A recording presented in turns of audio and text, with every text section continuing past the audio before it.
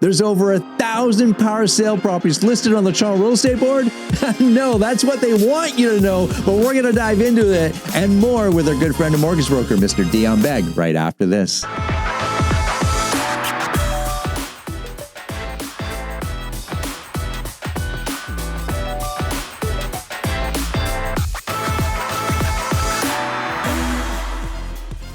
Here we are, my friends, back with our favorite mortgage broker in all of the land, Mr. Dion Beg. How you doing, my man? I am great, Gary. How you doing? We are doing well. Well, as many of you know, I'm on the West Coast in BC, and we had -degree weather this morning when we woke up. Yes, my friends, there is snow on the mountaintops here, and I don't know if I'm happy or a little bit sad that summer's coming to an end. So did you get much mountain biking in this summer? Yes, I had my fair share. So there I'm all stocked up, but I'm just never ready to let go of summer, even though I love winter and skiing and everything. I'm not there yet. Yeah, well, just enjoy the autumn. I'm sure the change of the leaves are probably beautiful in Kelowna, right? It's not too bad. Unfortunately, we don't get that nice, call it Muskoka majestic changing of the colors, because a lot of our stuff is the classic evergreen and all that kind of thing. But man, it's snow on the mountaintops is still pretty cool. I don't care what time of season it is. And I don't know how I'm going to segue that into real estate, but I will. I will. Snow on the mountaintops means markets are changing, and they are ever changing. Dion, what are you seeing right now, and what's going on in your world? Yeah, so we're still continuing to see a major uptick in purchase deals. So again, I think since the Bank of Canada meeting and the announcement of rate drop, just a whole bunch of people have just got that extra boost of confidence to move forward. We've probably seen more purchase transactions in the last month than we've seen in the previous 2 months put together. So it just goes to show, keep in mind that was also August, summer, school holidays, that type of thing.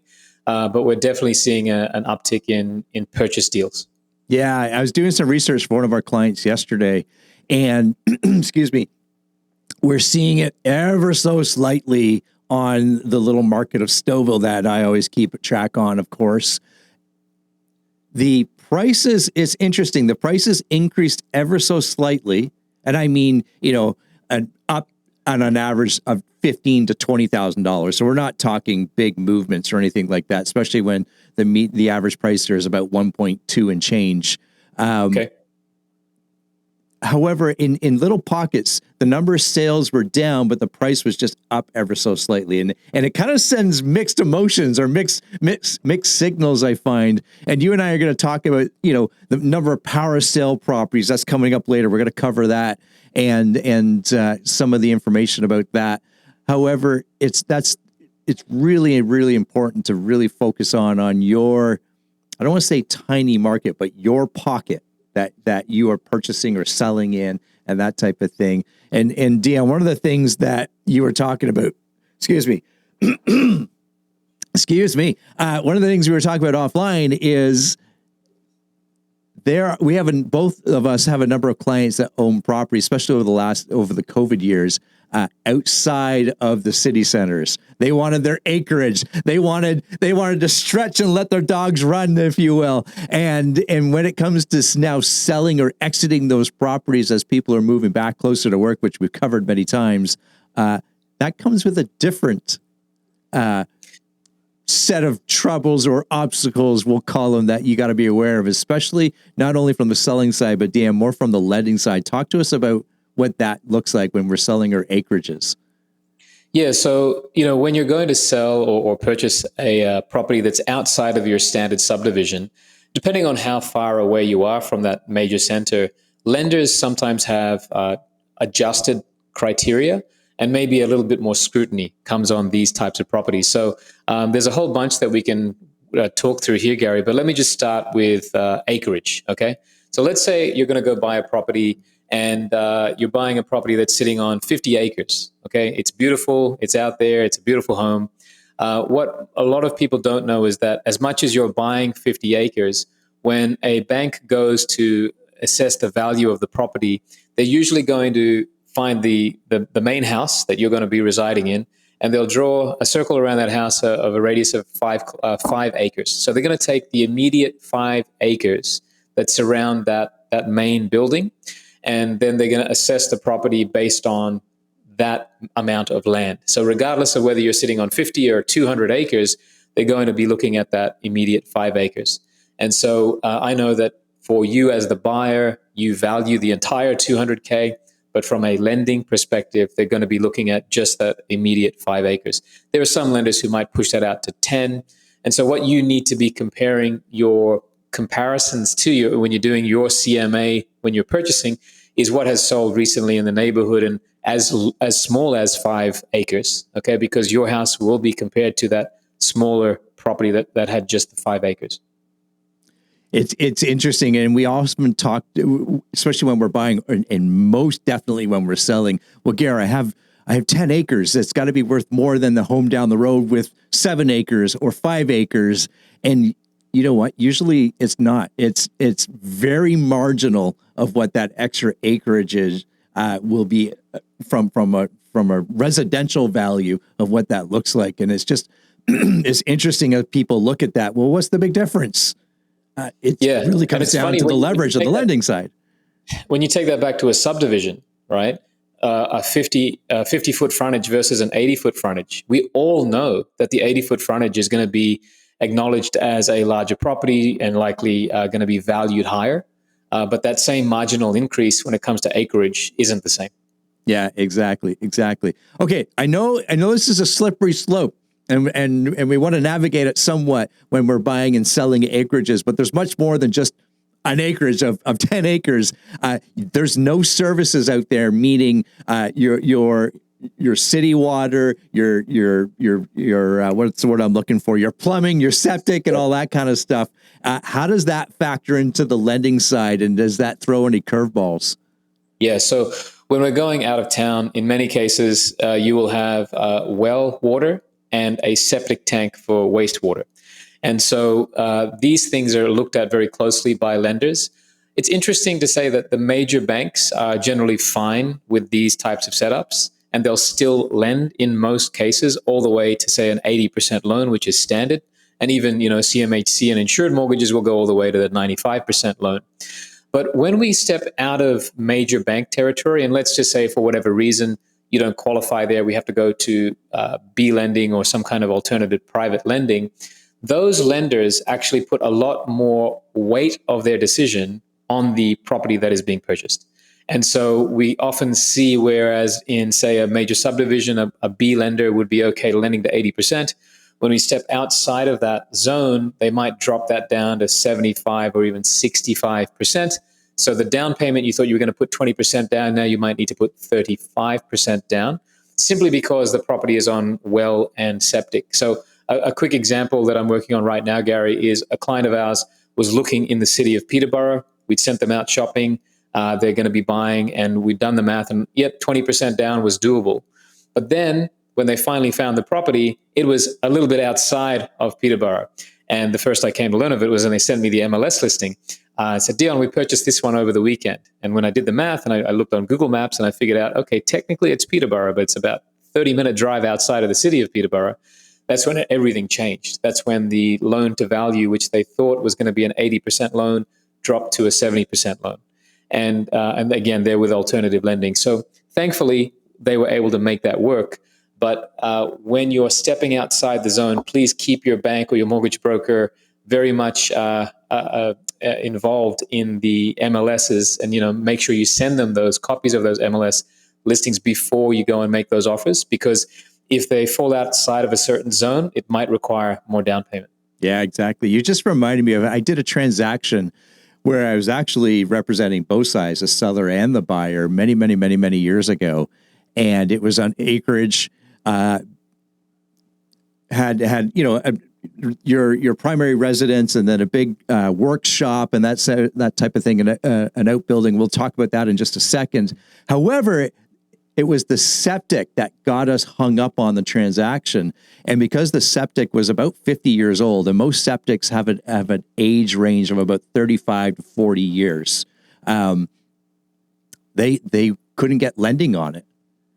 And Right. this is probably dating back 10 plus years now, and I know things have changed somewhat since then. However, the only way we could get this transaction to the end, to the finish line, was doing a price reduction for basically the cost of a brand new septic. And we negotiated what that looked like for the bank and everything. So we knew the bank knew a new septic was going to be installed. So those are the types of things. We're not talking about, a $10,000 furnace has to be replaced. We're talking, a $40,000 to $50,000 at this time, a new septic bag and everything like that. So there's a lot of moving parts when you're buying and selling acreage. Okay, I mentioned something, outbuildings or big workshops and that type of thing. And some of these properties, Dion, as we all know, might have more than one residential or one residence on it. How do lenders look at that? Yeah, so a recent example was a separate building, which was a 3-car garage workshop, and above it they had a carriage house, right, where there was basically another residential unit above the garage. So the cost to construct that was something in the range of $300,000. It was a large space, and of course the buyer saw the value in that addition. But when an appraiser goes to the property, they are under strict guidelines from lenders to appraise and value just the main building. Well, that is, the main house that might be on the property. So you might have 3 or 4 different structures on your property, but just understand that appraisers have been told to ignore all structures except for the main house. So even though you're willing to pay 300 grand more, if next door sold at a lower price and it didn't have the secondary building, then just know that they're probably not going to value it at the number that you think they might value it. Yeah. And we're talking about just valuation from a lending perspective, not the overall valuation of what someone feels that property is worth. I know I have friends with multiple outbuildings, and even from an insurance perspective, it looks differently. They have, we'll call it your typical residential insurance on their primary residence within the property. And then they have to have additional commercial insurance for the outbuildings because it's completely different. They look at it completely differently. Yeah. Exactly. Yeah. Exactly. Mm-hmm. And then same when they came from the insurance appraisal perspective, they came to only look at the primary residence, not the outbuildings from that perspective. Okay. Let's talk about some of the, the buzzword over the last couple of years, especially in politics, is misinformation. And we're seeing some misinformation right now with locally in Toronto on the Toronto Real Estate Board about the number of power sales. Yes, number of power sales are definitely up, maybe 3 or 4 times up of what they are, we'll call it usually or historically at. And I think we're never okay with it, but we understand these are, some trying times for people in that perspective. However, I'm seeing some numbers from, out in the news lines or, the stats say, there's over 1,000 properties on the Toronto Real Estate Board that are power of sale. Yeah, and I mean, the thing is, Gary, you and me will never make it big on TikTok because we don't say the hysterical stuff that a lot of people saying on there right now. Yeah. So I'm going to share my screen and we're going to walk you through what this looks like. Right now, what you're looking at is the back-end system Realm, which gives us realtors access to all of the listings. And you can see that in the top right-hand corner, there actually is 1,074 approximately, because there's no true search on any MLS system for power sales. So we have to do it somewhat creatively. Listed freeholds and condos. Those are the power sale properties on our system. Now, I said system, not board, because what has happened over the last approximately 3 to 4 years is we are moving to a one platform in a sense that gives us all of that information. So even though I'm a member of the Toronto Real Estate Board, Dion, I can go look at listings, as you can see here in Ottawa. I can go look at listings down in the Windsor area. So this is everything. So a lot of agents go in here and they pull these stats and they don't narrow down their board. And you can see it's 1,000 listings. Let me show you what the Toronto Real Estate Board looks like. And I kind of have it highlighted here for the most part. That is the Peel region, York region, Durham region, of course, Toronto. And there's a little bit of Simcoe, South Simcoe here, Bradford, East Gwillimbury area. I just don't have that highlighted right now. And you can see there's 26,000 current listings, all listings, excluding leases. And if I change that, we're going to do it live here, Dion. I love it. We're going to do it live. I'm going to add in here Durham. I'm going to add in Peel. I'm going to add in, I should do this like this, York, and we're going to get the live number, right? What was the other? Of course, Toronto. Can't forget Toronto. And we went from over 1,000 to just, we'll call it 460. Okay. So basically 460 homes in this. So just to clarify, Gary, this is the TREB board, or are we talking TREB plus Durham plus Peel?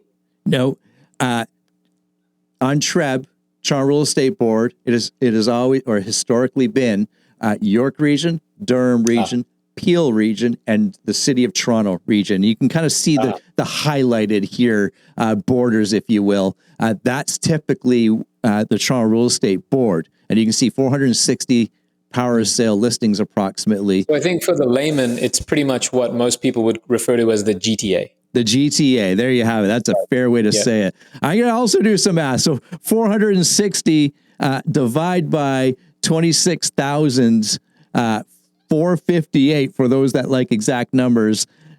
I'll give you the exact percentage. 1.7% of the current listings on the Toronto Real Estate Board are about power sale or power sale properties. Okay. All right. So yeah, I mean, it's certainly not a number we should ignore, and we should recognize that it is probably the highest number of power sales that we have seen, call it the GTA or TREB board, in many, many years. And, earlier we touched on in an earlier podcast the fact that a lot of the people who are in this situation are there due to some pretty dire circumstances. Generally speaking, you see people in power of sale, unfortunately, due to divorce or death or disease, right? They're the big ones that everybody understands. But right now, in addition to that, we've got just financial stress that people have gone under in the last couple of years. And I've seen it front line here where we'll come across a situation where people just need an extra 50 grand to get them through the next year, which we will facilitate those, but we'll also let them know that, hey, this is a Band-Aid solution. This is not a long-term solution. And we're giving you this 50 grand. And in the next year, you must work out a way to refinance, improve your credit, get a co-signer, or sell your property.